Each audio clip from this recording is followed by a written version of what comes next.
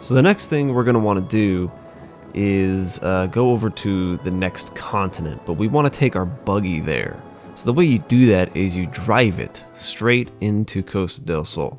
Don't get out of the buggy and then walk into Costa del Sol. Make sure that you actually drive the buggy straight into town.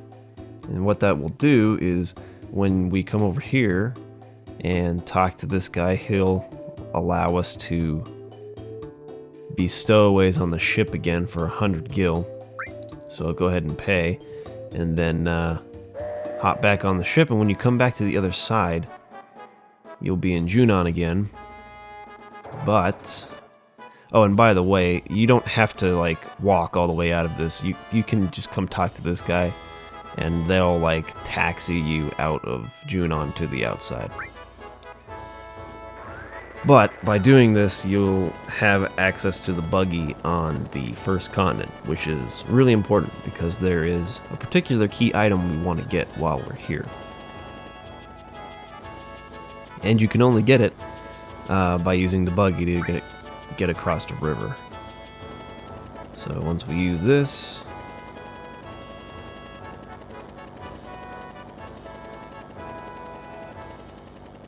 we should be outside of town. Okay, and we have the buggy, so we just need to drive this thing over this way. For materia setup, make sure you have Cloud with the manipulate materia. We're going to use that a lot to get enemy skills in this episode. This enemy skill materia that we picked up earlier, it doesn't have all the same skills as this one has, and so we're going to pick up all those ones we got earlier in the game back on the first continent. But there is an enemy skill here we can learn that we haven't learned yet for either enemy skill. So here on the plains, so just drive around here until you find the enemy we're looking for. I'll skip ahead to when that happens.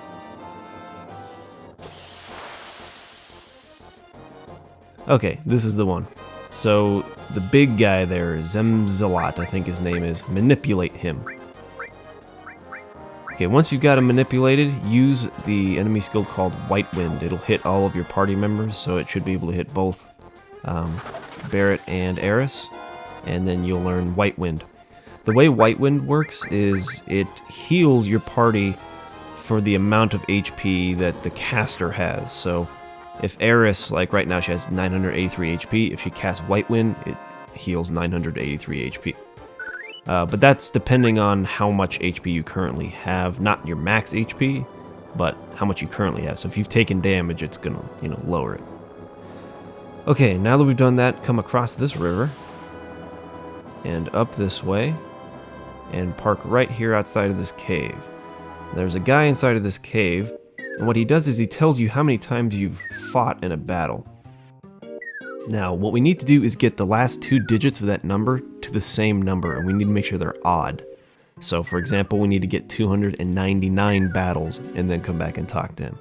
So I'll do that real quick, and I'll be right back. Okay, I have fought exactly 299 battles, so we come in and talk to him. And he gives us the Mithril. It's a key item, and we need it in order to get the final limit break for Eris. Here it is here. What it says is it might be of some help to you, but we need that. We need to use that later on in the game to get Eris' final limit break. So, yeah, the way that works is you just have to fight 200, or not, you have to fight whatever the last 2 digits of the number of battles you fought has to be the same number. So 33, 55, 11, as long as it's odd, he'll give you Mithril. If it's even, like 22, 44, 66, he will give you a bolt ring instead. Now, the bolt ring is not important to me, so I don't really care about that.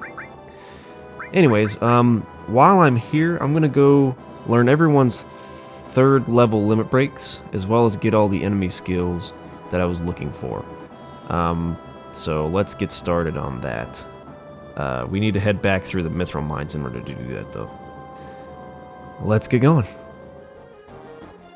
Okay, so this is back in the plains close to where the Chocobo farm is. This little guy will teach you level 4 suicide, and you need level 4 suicide in order to get this enemy skill here. You have to get this particular grouping with the chocobo with the 2 ostrich-looking enemies.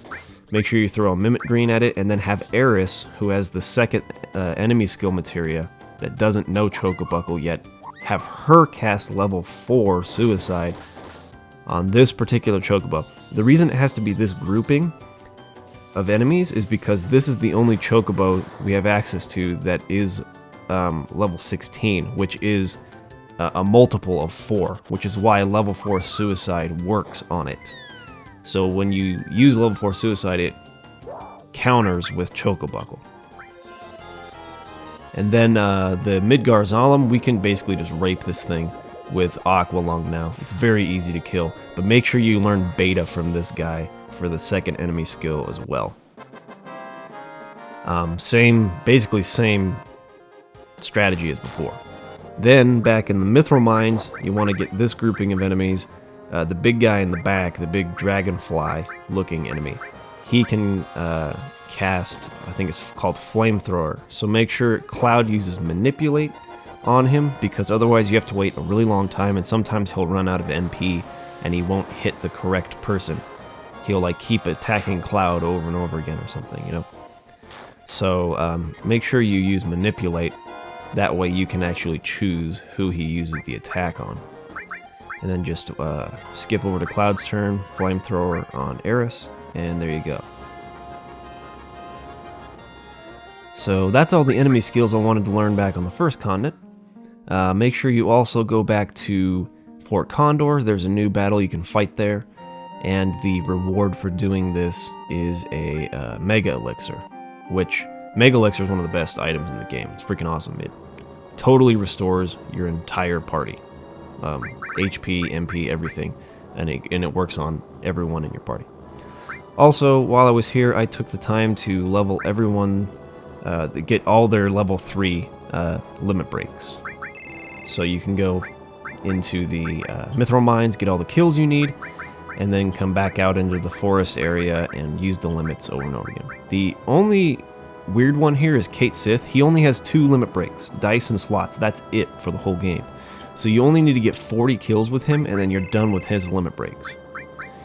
But for everyone else, they're going to have 2 limit breaks within each of the first 3 levels. Now for the 4th level, they only have 1, but you usually have to get a key item in order to unlock those. They're these manuals, or what they're called. And so we'll be getting those throughout the rest of the game, but now we've unlocked everyone's limit breaks. So make sure you drive the buggy into Junon. Don't get out of it, otherwise you won't have the buggy back on this continent. Drive it straight into Junon. Come talk to this guy here. He opens an elevator for you to get up to the top again. You don't have to jump on the dolphin a second time. That would be ridiculous. So just ride this elevator up. Go back into the ship. You don't have to pay this time. And then you have the buggy back on this continent again. So now that we're back here, make sure you have Tifa and Eris in your party. That is if you want the extra dialogue that will come in the scene that we're going to be doing next. Also, don't worry about battles around here. Basically, the new strategy is use Aqua Lung. Aqua Lung's really powerful. So if you're using Aqua Lung, you're basically going to destroy any group of enemies you will see for the foreseeable future. It's a very, very powerful enemy skill. Beta and Aqua Lung both are pretty much the same. One's just fire elemental, one's water, so just use them, appropriately.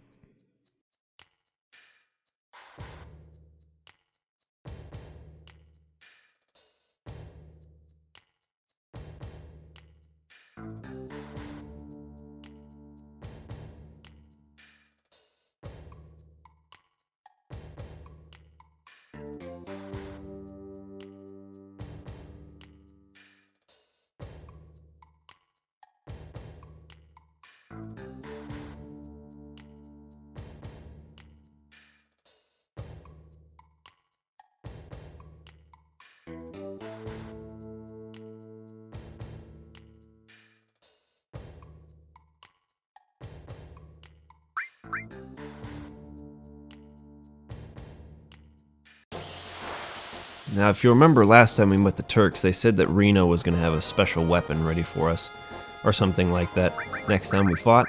Let's not even give him a chance to use that. Let's just use Aqualung twice and finish these guys off. Now, one pretty interesting thing about this battle, if you remember just in the dialogue we were reading a minute ago, Rude has a crush on Tifa.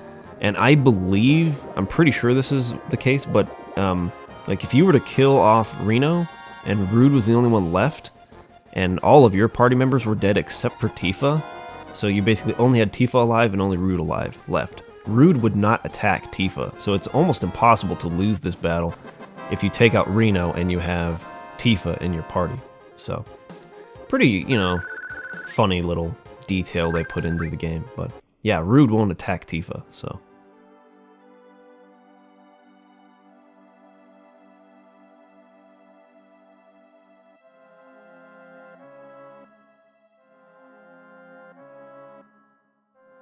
It appears as if there's a spy amongst us, but Cloud doesn't want to think about that. I don't know why. Kind of an important detail. You better figure out who it is that's, ratting you out.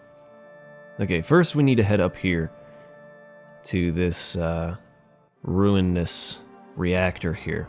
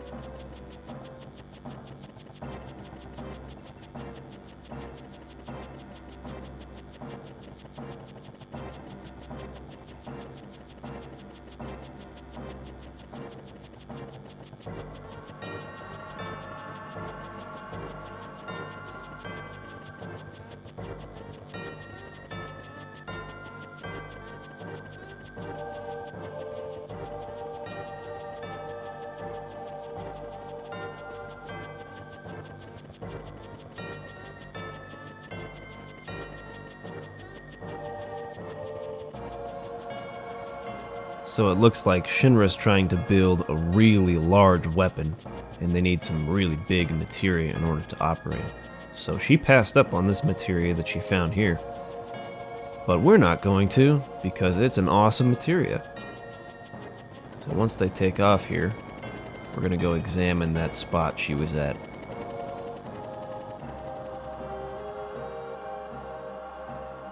Right here. Go ahead and reach for it. And you get the Titan materia to summon, and it's awesome. So I'm going to go ahead and start equipping that on Cloud, but we need to keep Manipulate for this specific area, so let's do it this way. Put Manipulate on the armor, where'd it go? And then put Titan on the sword, because it is double growth, so this will make the materia level up faster. Put Ramu on her as well. Okay, so there's one battle we're going to want to meet up with. You can't meet up with it here. He has to meet up with it in the forest, so. It's a little frog guy. I think the enemy is called Touch Me. Sounds pretty vulgar, but anyways, it's in here. You can find him. This should probably be the battle I'm looking for. Yes. Okay, so manipulate this guy as quickly as you can, because we want to use an enemy skill called Frog Song. This one here. So go ahead and cast this on both Aeris and Tifa. Another thing you can do is move both enemy skills onto one person, so if I had given both enemy skills to Aeris, I would only have to do this once. So that's a, kind of a faster way to do it if you're interested in that. As long as you can manipulate an enemy and use their enemy skills that way, it's a good idea just to move both enemy skills on the same character. Anyways, use Frog Song again to turn Aeris back to normal, and then have her cast Beta or something. and finish this guy off.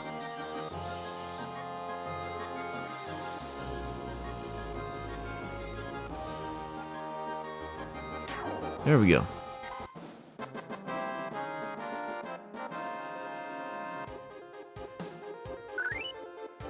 Cool, so now that we're done with that, let's head over to the left here. There's a materia you need to pick up. It's kind of hard to see it, but right over here, Death Blow. We're going to be using this a lot later on in the game, so make sure you pick that up. Alright, and then up here, there's a village. So let's go talk to some people around here, see what they have to say. Oh, so the reactor, there was an explosion in the reactor, that's why it's all messed up. Looks like some people died, some people from this village who worked at that reactor, so. Probably another village that hates Shinra. Seems to be a common thing around the world, people do not like Shinra.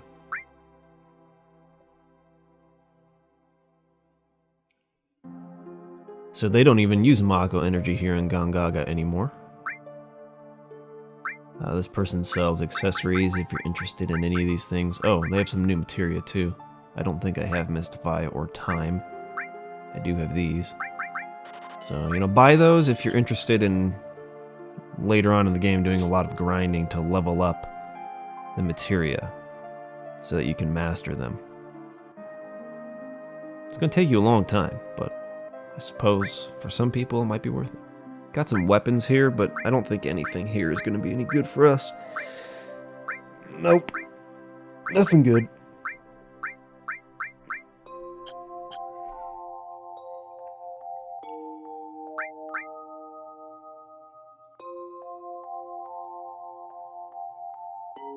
Alright. For the sake of time, there's only one more house I want to go into. And it's right over here at the bottom. We'll get some background story here. Make sure you have Eris and Tifa in your party for this part. Unless you want to date Barrett or Yuffie, in which case, doesn't matter. You can take anyone you want. But if you want to date either Eris or Tifa, make sure to bring them for this part here.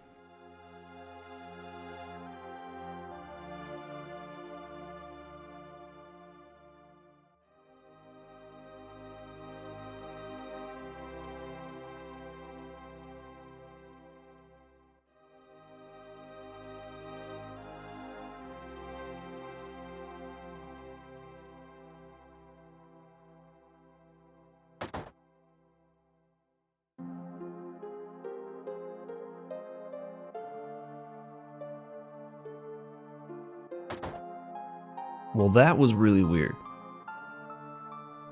I mean, earlier in the game... Okay, so right here, if you want to date Tifa, go talk to her. If you want to date Eris, go talk to her. If you don't want to date either of them, just ignore them and walk out of this place. Because you're going to get some affection boosts here. With Eris, she's going to ask you something...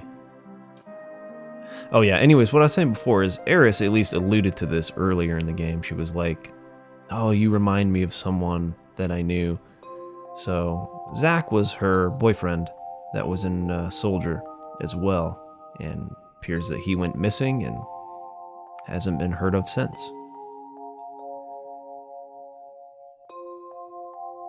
Anyways, but Tifa, she kind of reacted to that too, as if she knew who he was, so... So this is the option you get here, either poor guy or jealous envious. Both of them will boost affection, but being jealous or envious will boost it more. So that's the one I'm going to go with for now. Again, if you don't want to date Eris, just don't talk to her at all.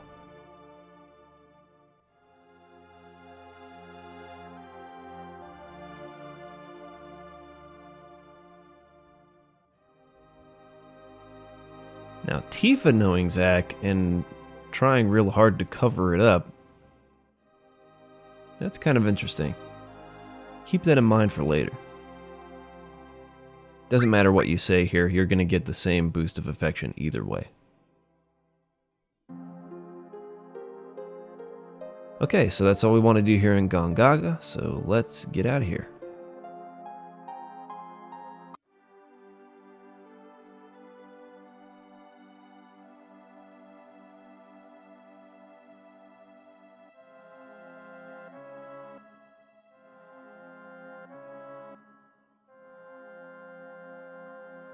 You can also encounter those touch me enemies here in the forest on the world map, if you want. I want to avoid the forest because it's really annoying to get turned into a frog. Alright, across this river. Then we get into this mountain area. Here's where the next town is going to be. Now, really careful. Be really careful here. Do not drive the buggy past this little village here. If you do, the buggy will break down. You don't want that to happen. It's part of the story. You're supposed to stop here. It kind of forces you to. But, and someone will fix it eventually, but we don't want to for a very particular reason, so make sure you don't drive past it. Just park it right there and walk into the village. Alright, that's all the time I got for today. Thanks for watching, and peace!